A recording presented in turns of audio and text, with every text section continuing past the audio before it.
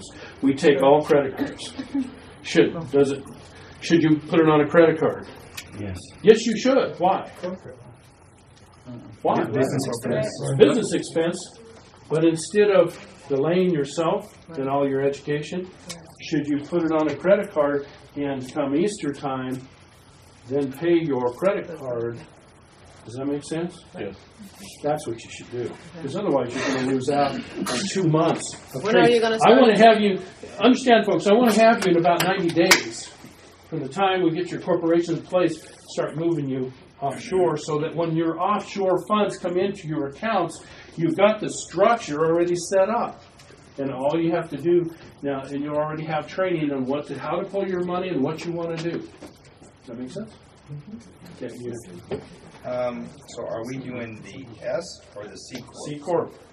The reason why, we don't want the money coming back into California. So we want to do it. So why do you have this S Corp on here? Because it's an application for filing a corporation.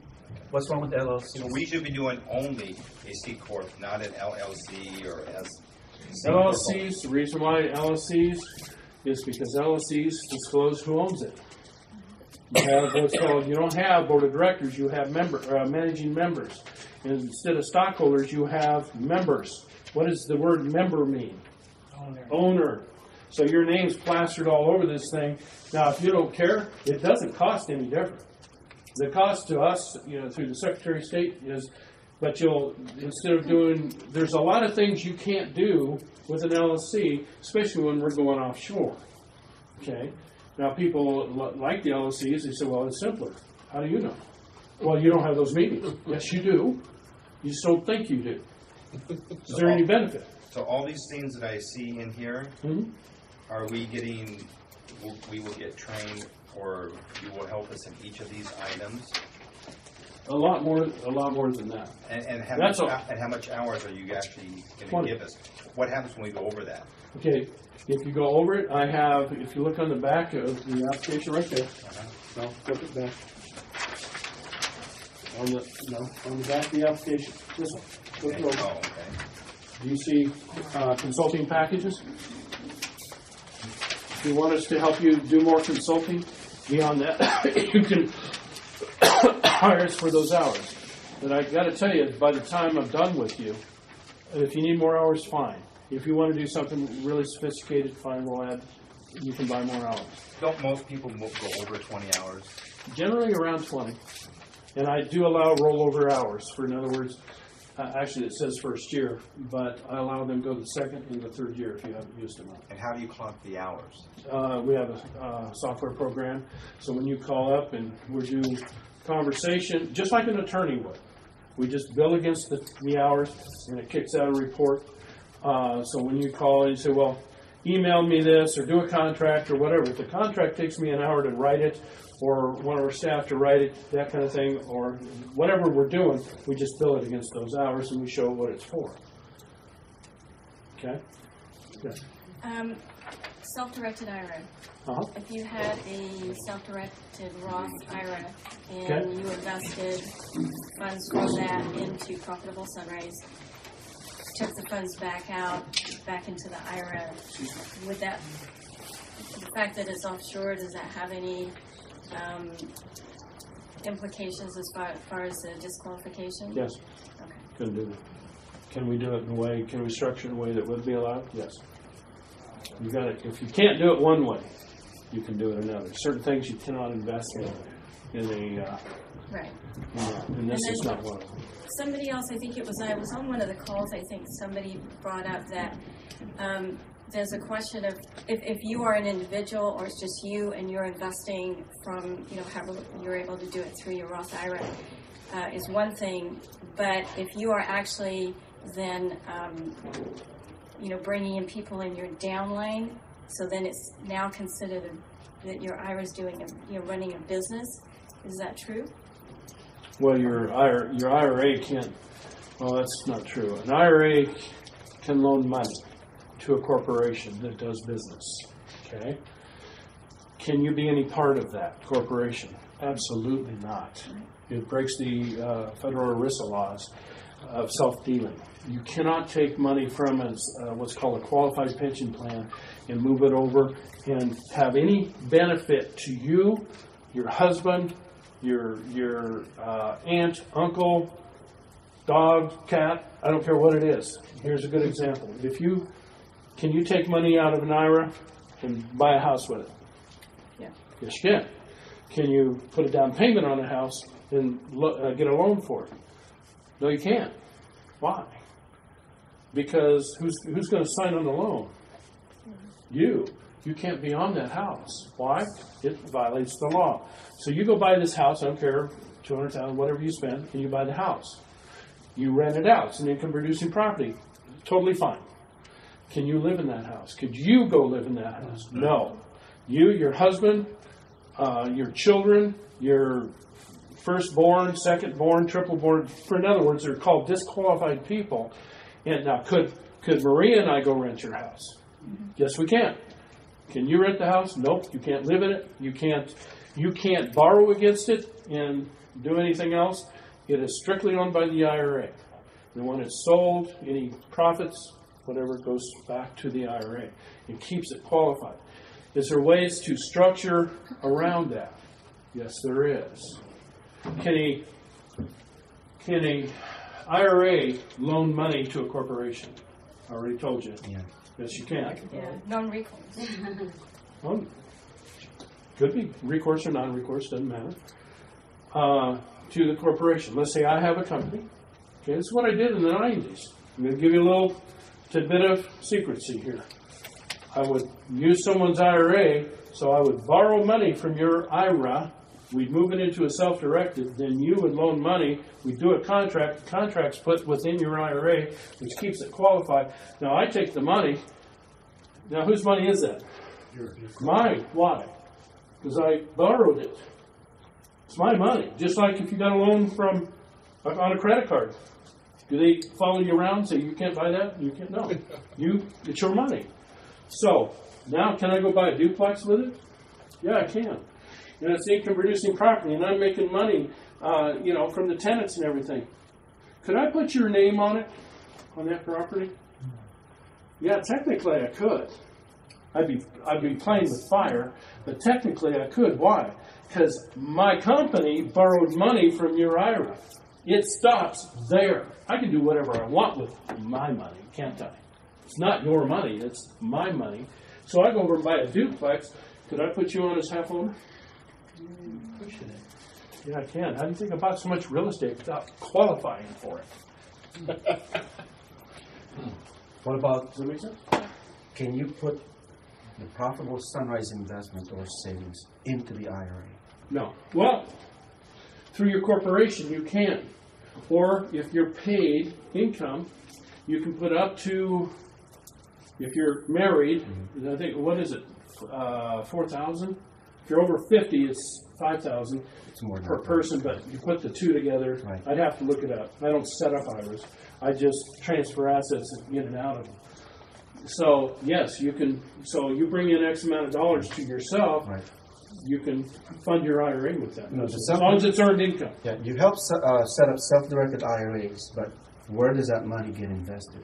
Do you care? Oh, of course. I move it to a self-directed, and then from the self-directed, we do joint ventures with it because they either buy stock in my company or we do loans. Mm-hmm. And now I've got money that I can go do up with. Could I put, if I went and got 50 grand from an IRA and it bought stock in my company, is that my money? Yes. Yeah, because I gave them stock certificates for it. Now it's mine. Could I take 50 grand and go over here and put it into Profitable Sunrise. Sure. a company called, Sunrise. Profitable Sunrise. did I make a lot of money doing that? Yeah.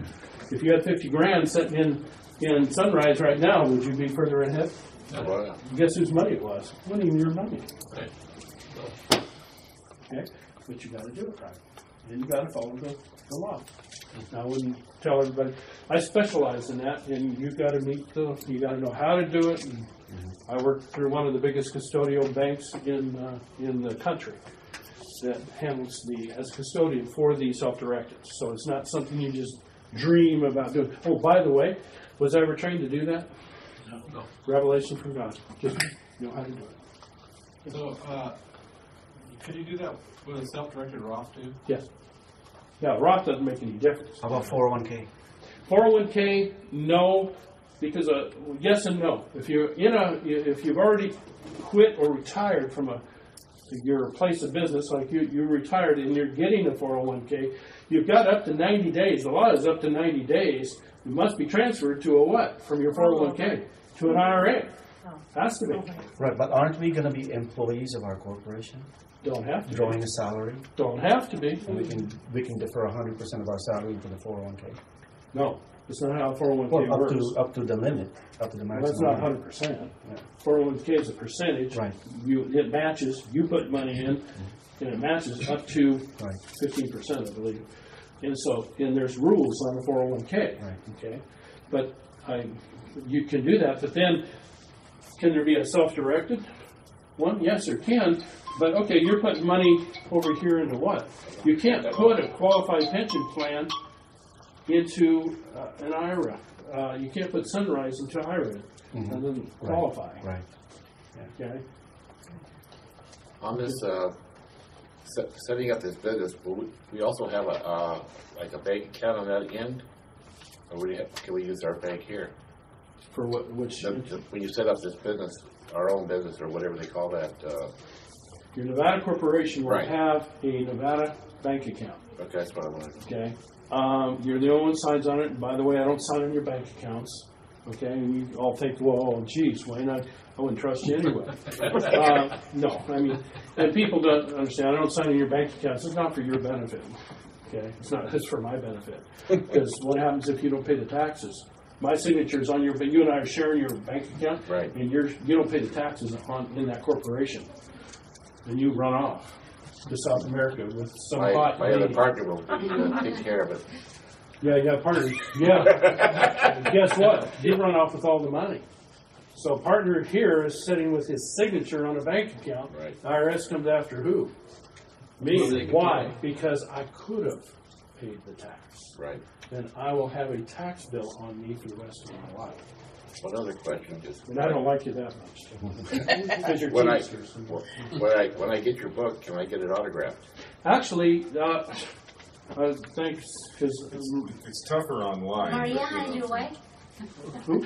Maria, your wife? Maria. The e-books are harder to autograph, but Yeah, I'll autograph the ebooks. When the books come out, for anybody who gets a corporation here in this month, I will give the book free and I will autograph it. Oh, good. So, yeah, absolutely. So our understanding is that as the accounts start to grow, whether you've scraped or taken anything from it, you're still taxable, Yes. even, especially if it's not on an offshore corporation. That's why it's advisable to have both the Nevada and the offshore to structure it properly to be able to take as you need before you have the tax issue next year. Here's the problem. Understand, it's more simple than you're thinking it is. I mean, that's a great question what you ask. You as a sole proprietor, it's between you and the federal government. Okay? There is no company in between you. That means everything you make throughout the world is taxable to you 100%. Has earned income. Earned income in my tax school, as my instructor said, the way you can always remember it is income that you had to sweat by. If you don't sweat by it, it's called passive income. It's taxed differently. Correct. Okay? If you have to sweat by it, you get hit with self-employment. Federal, state in this case. So you'll be in the 50-60% tax bracket. You have to claim all the income. Even though it's sitting offshore, I don't care if you're not making any money, you've moved it over and it's just sitting there. Whatever you made Still taxable. is taxable, even though you didn't bring it into the state of California or to this country.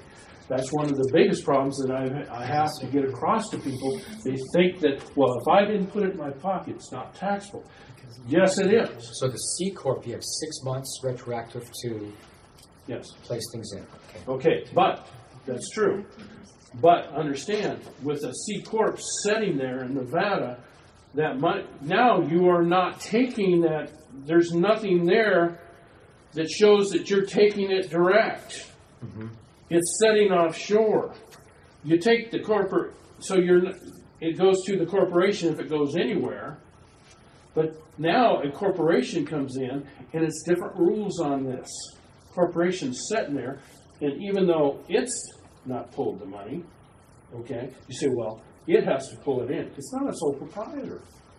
You have to be taxed on it. It hasn't pulled the money. The rules are on a corporation, as long as it doesn't bring the money in onshore, it's not taxed. So is the corporation taxed? No, because it's sitting there between you, between it and that offshore, or the investment. But you take that thing out, now you're sole proprietor, and it's just you, and whatever you made anywhere in the world, you have to claim. You see the difference? Absolutely. Tom? You know, we're talking a lot about taxes. There's another side of the coin that needs to be considered, and that's liability exposure that's out there, especially when, as he was starting out tonight, we're making, potentially looking at a tremendous amount of money. We're creating a problem for ourselves that most of us haven't really ever faced. Normally, we got more month than we got money. Just as a simple example, so you're driving along and you're kind of thinking a little bit about what's going to happen in about 4 months, and your mind's not really on the road, and you accidentally cause a car accident. And what happens if a child in the thing is maimed, or somebody's in there and maimed, and your car insurance maybe just doesn't cover something, and then all of a sudden you're a sole proprietor, and they realize that you've got future income, or you can take it where I'm going from there. That's just a weird scenario, but what happens if you leave yourself as a sole proprietor, you're starting to make some tremendous money from Sunrise, and something comes up, that house you bought and is renting out, and somebody hurts himself there? Is any scenarios? And what have you exposed yourself to? Everything you own. I was talking to a gentleman today, he's 85 years old, has an estate of about 1.3, almost 1.4 million. And he has everything in his name. And as I said before, the creditors are coming after him. But I said, let's take the creditors aside. If you got sued right now, and he leases out 2 of his properties to he has wineries on it. Okay, what happens if somebody gets hurt or paralyzed on that property? See, the death is one thing. Paralyzed is something else, because you got medical bills. Will that exceed his blanket coverage of $1 million? Yep, it'll be $2 or $3 million. So the deficiency, where are they going to come after the deficiency? They're going to go, it's him personally, and he owns it all personally. They'll clean out everything this man ever owned for the rest of it. That took him a lifetime to put together, simply because he didn't protect it because of the liability. So when you guys are bringing in money and you're starting to buy stuff, should you be structured as you buy stuff? I don't care, real estate, office building, stuff that like I said, you're going to start building up an estate. And some of you go, I don't want to build an estate. I want to leave the money just sit in there, let it build up. Can you do that offshore? Sure you can. You can get it into $10 million. But what happens when you've got more money and you don't know what to do with it? Well, you either do something with it or let it sit in the bank account. If you're going to let it sit in the bank account, you don't need estate planning. Does that make sense? Keep it there. I don't care. But we talked about leaving this planet a better place. When you get to my age, I'm just had my birthday last year, and I'll be old. And so, when you get to my age, you change, and you want to. I don't know what it is when you hit your 40s or your 50s. You start thinking about things that you never thought about before. That youth is wasted on the young. You know that, right? For sure. Oh, yeah. Okay. Yeah. Okay. So, but when you get older, you start thinking, I want to leave this planet better than I left it, or I came. So, you start planning things and want to do things for your kids and your grandkids and all that kind of thing, if they still like you. And they'll like you. You've got lots of money. And is there ways to structure through trusts? Yes. Trusts are a wonderful thing, but they're expensive, and there's reasons why you do and you don't do things through trusts. Okay? So, any other questions? I heard a story to be one time said, in the Bible says, the wages of sin is death, but after taxes it's more of a headache. Well, that's true. That's Romans 6:23. The wages of sin is death. The thing is, you know, you can, you know, scriptures allow you that if you're out doing the right things, doing what I call doing the do's, you're not doing the don'ts. Actually, you can exchange your life through the favor of the Lord. Absolutely. And can you cut your life short? Yes, you can. By doing stupid things and being and dishonoring and all that. He says, I'll take you home before I allow you to destroy your soul. Okay? That's good. In Profitable Sunrise, pulling in, say you are earning dollars and you bring those in up to the principal amount. Can you consider that principal repayment? Or do you have to note it as interest? If you're reported I'm sorry. It's not taxable. If you invest $10,000 and you pull in the first $10,000 back, can you call that principal repayment? Believe it or not, the IRS has a formula. It's called FIFO. First in, first out. Okay? But there's a percentage of first in, first out. And so, yes, there's a portion that isn't taxed, but they want you to pay taxes. So some of that's going to be taxable to you, even though it's first in, first out. Check with your CPA. Please don't ask me why it's that way. It's the same reason that if you use a personal telephone for personal business and your phone costs you $30 or $10 a month, I'm not talking about your cell phone. If anyone uses it, then you have to account for the percentage used for business, the percentage used for, who cares? Right. I mean, we're talking a few bucks. Who's the genius that spent all their time in the legislature, Senate, or Congress to go after that? That's dumb. Yes.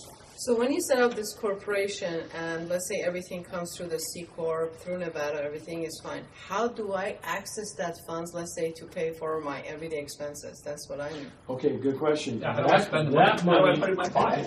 well, that was one of the questions on the board. Somebody ought to write a book. I don't know. You don't put it in your pocket. Well, there's a thing called reasonable income. The IRS requires. Is it just you, or are you married, or Just me. just you? No Yes. dogs, anything? Couple of cats. Okay. Uh-huh. I like cats. They don't taste like chicken, though. Oh, string. Oh, cool. Again, my wife hates that. Anyway, so, Uh-huh. Look like rabbit. yeah, tastes like rabbit. Yeah. Yeah. You clean them right. Anyway, you have to take what's called an ordinary or a reasonable income. So if it's just you, Uh-huh. by yourself, you rent or own a house, whatever your expenses are Uh-huh. for real, Right, right. okay? So let's say you need $30,000 to, pay for your clothes and food and, Right. and all that kind of thing. Sure. Then you can actually list for the IRS exactly what you spend for personal. Let's say it's $30,000. Then that you must take and pay taxes, Social Security and federal and state. They don't care about the state tax. Federals don't care about the state of California. Does the state of California care about the state of California? Yes. Oh, yeah. So you have to pay taxes on that. But all the rest, can you take it as passive income? Yes. What do I mean by passive? She didn't work for it, so it's not earned income. Why is that important? Different tax rates. What kind of tax purpose? What's the tax that we just circled? Capital gain. Passive income is like interest on a bank account, or Self-employment is out, right? self-employment. Because if you pull $200,000 Right. in money, but you only have to kick out a chunk of 30 grand, and you pay state and federal on that. What about the other 170. $170,000? It's passive.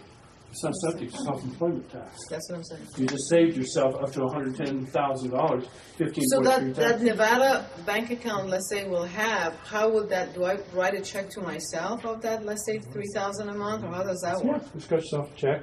I take draws, or you can Draws, pay okay. yourself as an employee.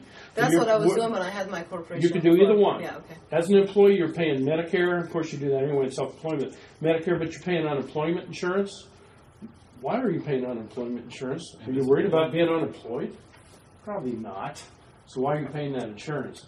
And so I just tell people, if you want, pay yourself a salary if you want. Have the taxes taken out, it's fine. Or you can pay yourself 1099 income. I take draws, and I get a 1099, and I have to pay taxes on that amount. But I tell you, I'm in not a very high tax bracket because I don't take a lot of money personally. Don't need to. Why? Because I have 5 companies that in everything I do, most everything I do, not everything, but most everything I do is fully, I'm working on the behalf of one of those companies. So if I'm working on behalf of one of those companies, all of the expenses I use based on those companies is fully tax deductible. See, I don't take the money, stick it in my pocket. I use the money. See, it's not what you own the accounts. I mean, own the companies, but it's what you control. So if you got 100,000 here, 500,000 there, 150,000 there. Okay, if you're overseas on your 501c3 doing like I was doing in Africa or whatever you're doing, my Visa cards from Bank of America, debit cards, work just fine overseas. And so I'm able to do everything, expense it off. Of course, it's not deductible, it's a nonprofit. But if I use anything over there and I'm doing business and I structure an offshore company, why would I do that? Is there a company called, another company you know somewhere that's, anyway, if you're over, what if you're over in London? Is there an office over there or anything? I think so. Yeah. I've always wanted to go to London. So my last name is Wakefield. And about north, about 60, 70 miles, I've been told there's the city of Wakefield. And I hear it's a dumpy little town, but hey, you know, I want to go by. And they say, yeah, it's not the best town. It's a little town. Anyway. Yes, structure, take what you need, pay taxes on it. I'm not an advocate of not paying taxes, but why on earth would you want to pay $15,000 on $100,000 of on income and taking it in as income? And the other thing is called stacking income. Let's say you're married. I'm not trying to get you married, but let's say you're married, husband working, he brings in 80,000. You bring in, you're employed. You bring in 80,000. Well, what must be done as employees on their 1040? What must they do? The income comes in from both W-2s, and how does it get added? Does it get added together on their 1040? Yes. Yeah, it gets stacked right on top of each other. So you just went from a 25% tax bracket to a 35% tax bracket by stacking that income on top of each other. But I thought the married couple can file separately, no? They can. But some people don't, or they don't know. Most don't. Most don't. And I don't know if they re-implemented the marriage deal. I don't know, because they were going to do it and not do it. Anyway, wouldn't it be better just if you could take those incomes and split them apart into 2 different companies? Wouldn't that drop your taxes? And take only a little bit out of each. Your husband pays $30,000 for $30,000. If you bring in $30,000 or $40,000 for you and your husband, does he have to on this company? Does he have to take any salary over here? No, it can all be taken as passive. So much to know and so much to learn. It's a different lifestyle. It's a habits and lifestyle you change. It's a process, and that's why we're here. We walk through that process with you. I know I've thrown, and I appreciate, we're way past, and I appreciate all your time, and I throw a lot at you. But keep in mind, I didn't learn this overnight, neither you, and that's why we're together, and we become your partner in business and answer your questions and come alongside. And when you feel insecure, it's because you have no knowledge in that area. The only time you feel insecure is when you're ignorant in something. Okay? So we come alongside and we fulfill that for you. And if it's something I don't deal with, do I have criminal attorneys? Yes. Hopefully you don't need those. Do I have estate attorneys? Yes. Do you need do you need family living trust? Oh my God. Yes. Do I have people that do that? Yes. Do I want to do that? No. I let them do it. Okay? I have an attorney that'll charge you probably $1,500 to do it, and I have a retired person, kind of like Jim, that does it. He does divorces and things like that. He's a PA. He's a paralegal, licensed paralegal, and he'll do it for about $350. Okay? We did that already. Did you? Very smart. Yeah. Okay? Because you have no idea the why, and I'm going to get into it because we're out of time. But anyway, I appreciate all your patience and thank you. All right, so thank you, Wayne, for sharing massive information. I don't know about you, but I'm on brain overload myself. But for those that are ready to get started and you want to move on this quickly, Wayne will go ahead and engage with you tonight, and if you want to wait and fill it out later, but he will accept tonight and start working with you. Again, knowledge is powerful. Think about what you've got invested in Profitable Sunrise and what you want that to happen for you. And let's all get together and learn more.